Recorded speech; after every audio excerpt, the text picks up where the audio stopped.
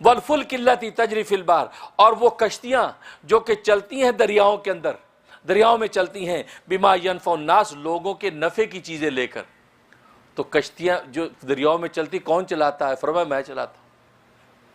کب سوچنے کی بات ہے، بلکہ یہ تو آپ جانتے ہیں سائنس کا، فزکس کا اصول ہے، ایک سوئی اگر دریا میں ڈالیں ڈوب جاتی کہ نہیں ڈوب جاتی؟ ڈوبے، لیکن ہزاروں ٹن کا جہاز ڈوبتا نہیں۔ اللہ فرماتے والفلک، میں چلا رہا ہوں، یہ میں نہیں ڈوبنے دیتا۔ وہ آپ اپنا سائنس کا اصول کچھ بھی بیان کریں کہ اچھال کی قوت ہے، اس اچھال کی قوت کی وجہ سے وہ ڈوب جاتی، یہ نہیں ڈوبتا، وہ آپ کا یقین کا فرمایا کہ یہ ڈوبنے جو میں نہیں دیتا، منو ٹن جو ہے اتنا جو ہے وہ ہوائی جہاز بھاری سامان لے کے جو جا ادھر سے ادھر، اس کو میں ڈوبنے نہیں دیتا، میں اس کو سنبھال کے چلتا ہوں۔ فرمایا کہ یہ جو فعل جو کر رہا ہے، اس فعل کرنے میں میں یکتا ہوں، کوئی میرے ساتھ نہیں۔ اسے والفلک التی، اور وہ کشتیاں جو چلتی ہیں دریاؤں کے اندر، بما ینفع الناس، لوگوں کی نفع کی چیزیں لے کر۔ وما انزل اللہ من السماء من ماء، اور وہ پانی جو آسمانوں سے اللہ تبارک و تعالیٰ اتارتا ہے، یہ بارشیں جو اتارتا ہے، اور بارشوں کے ذریعے سے فاحیا بالارض بعد موتها، پھر اللہ تبارک و تعالیٰ اس زمین کو زندہ کر دیتے ہیں مرنے کے بعد۔ یعنی بارشیں برستی ہیں تو زمین میں فصلیں اگتی ہیں، زمین میں تر و تازگیاں اگتی ہیں۔ تو فرمایا کہ یہ جو سب کچھ کر رہا ہے یہ میں ہی کرتا ہوں، یہ کوئی اور نہیں کر سکتا۔ یہ بیج اس کے اندر بونے کے بعد اس کو اگا دینا یہ میرا کام ہے۔ بیج بونا تو تمہارا کام ہے، لیکن بیج کو اگا دینا میرا کام ہے۔ وَبَثَّ فِيهَا مِن كُلِّ دَابَّةٍ، اور اس زمین کے اندر ہر طرح کے جانور پھیلا دینا، فرمایا میرا کام ہے۔ روئے زمین پہ ہر طرح کے جانور، ہر طرح کے چوپائے پھیلے ہوئے ہیں، کیسی کیسی قسموں کے جانور۔ اور آج تو آپ جانتے ہیں تہذیب و تمدن کی ترقی، سائنس ٹیکنالوجی کی کلا بازیاں، آپ کیسے کیسے جانور آج دنیا انٹرنیٹ کی دنیا پہ دیکھتے ہیں جو کبھی سوچے نہیں۔ فرمایا کہ یہ میں نے پھیلائے ہوئے ہیں، یہ بھی میرا کمال۔ وہ تصریف الریاح، اور ہواؤں کو جو میں بدلتا ہوں، کبھی ٹھنڈی ہوائیں آ رہی ہیں، کبھی گرم ہوائیں آ رہی ہیں، کبھی مشرق سے ہوائیں چل رہی ہیں، کبھی مغرب سے ہوائیں چل رہی ہیں، ہواؤں کے اندر یہ سارے تصرف کون کر رہا ہے؟ فرمایا یہ تصرف بھی میں ہی کر رہا ہوں۔ والسحاب المسخر بین السماء والارض، اور وہ بادل جو آسمان و زمین کے درمیان لٹکے ہوئے ہیں۔ حالانکہ آسمان و زمین میں بادل لٹکے رہ ہی نہیں سکتے، اس پہ کوئی رسی تو بندھی نہیں کہ لٹکے رہیں، یہ کیوں لٹکے ہوئے ہیں؟ فرمایا ان کو لٹکانے والا بھی میں ہی ہوں۔ یا پانی سے بھرے ہوئے لٹکے ہوئے ہیں، حالانکہ پانی سے بھرے ہوئے تو زمین پہ گر جائیں۔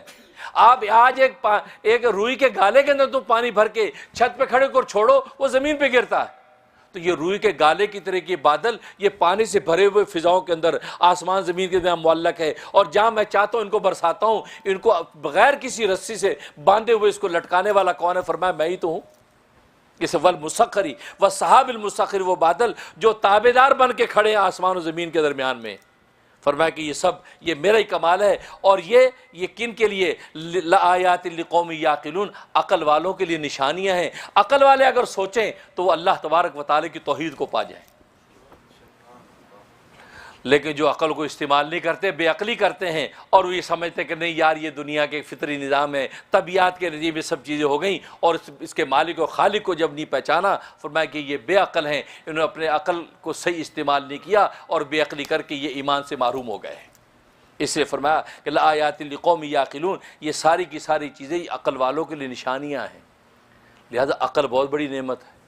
اس لیے عقل کے ذریعے ایمان سے پہلے عقل آتی ہے، کہ انسان عقل کی وجہ سے تو اس اللہ تبارک و تعالیٰ کی ذات کو پہچانتا ہے۔ جب اللہ کی ذات کو پہچانتا تو تبھی تو کہتا ہے اشہد ان لا الہ الا اللہ، میں گواہی دیتا ہوں اللہ کے سوا کوئی معبود نہیں، واشہد ان محمد رسول اللہ، میں گواہی دیتا ہوں کہ محمد اللہ کے رسول ہے۔